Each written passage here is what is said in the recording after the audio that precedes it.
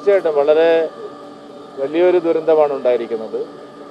ഇവിടെ ഈ സ്ഥലത്ത് നമ്മൾ കാണുന്നത് ഇത്രയും ദൈവികമായിട്ടുള്ള ഒരു ചടങ്ങ്, ഈ ഒരു മൃതദേഹങ്ങൾ പഴകിയതും ഏത് രീതിയിലുള്ള മൃതദേഹമായാലും വളരെയധികം ഭവ്യതയോടെ ദൈവികമായ രീതിയിൽ ഒരു ഡിവൈനായിട്ടുള്ള അത്രയും ശക്തമായിട്ടുള്ള ഒരു സേവാപ്രവർത്തനം നമുക്ക് ഒരു പറഞ്ഞറിയിക്കാൻ പറ്റാത്ത ഈ ഒരു സേവാപ്രവർത്തനത്തിനിടയിൽ, രക്ഷാപ്രവർത്തനത്തിനിടയിൽ മറ്റാർക്കും ചെയ്യാൻ സാധിക്കാത്ത ഒരു കാര്യമാണ് സേവാഭാരതി.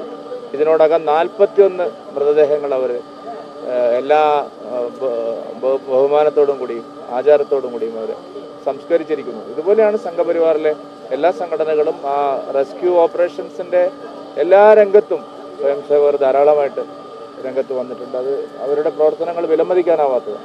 മറ്റൊന്ന് പ്രധാനമായി പറയേണ്ടത്, ഈ പ്രദേശങ്ങളൊക്കെ ഉരുൾപൊട്ടിയ പ്രദേശങ്ങളൊക്കെ ദുരന്ത നിവാരണ അതോറിറ്റിയുടെ ഹോട്ട്സ്പോട്ട് പട്ടികയിൽ പെടുന്ന സ്ഥലങ്ങളാണ്. പക്ഷെ ഒരു തരത്തിൽ ആദ്യം ഒരു മുന്നറിയിപ്പ് കിട്ടിയിരുന്നെങ്കിൽ ഒരുപക്ഷെ ഇതിൻ്റെ ഒരു ആഘാതം കുറയ്ക്കാമായിരുന്നു എന്നൊരു ആരോപണം ഇതിനകം ഉയരുന്നുണ്ട്. മുന്നറിയിപ്പ് നേരത്തെ കിട്ടിയതാണല്ലോ. 23-ാം തീയതി മുതൽക്ക് തന്നെയുള്ള ഇതിനെ സംബന്ധിച്ചുള്ള എല്ലാ മുന്നറിയിപ്പുകളും ഉണ്ടായിരുന്നു. അത് പാർലമെന്റിൽ ആഭ്യന്തരമന്ത്രി ഒരു രേഖയുമില്ലാതെ അല്ലല്ലോ പറയുന്നത്. ഇവരിവിടെ കാലാവസ്ഥാ നിരീക്ഷണ കേന്ദ്രത്തിൻ്റെ ഒരു വെബ്സൈറ്റ് മാത്രം നോക്കിയിട്ടാണ് ഇവർ പറഞ്ഞത്. ഹോം മിനിസ്റ്റർ പറഞ്ഞത് സെൻട്രൽ ഗവൺമെൻറ് കേരള ഗവൺമെൻറ്റുമായി നടത്തിയ ആശയവിനിമയത്തിൻ്റെ വിവരങ്ങളാണ്. ഇവരെല്ലാ കാലത്തും ഇതിനു മുമ്പുണ്ടായ ദുരന്തങ്ങളിൽ നിന്നൊന്നും ഇപ്പോൾ പറയേണ്ട സമയമല്ല, നമുക്ക് പിന്നീട് ചർച്ച ചെയ്യാവുന്നു.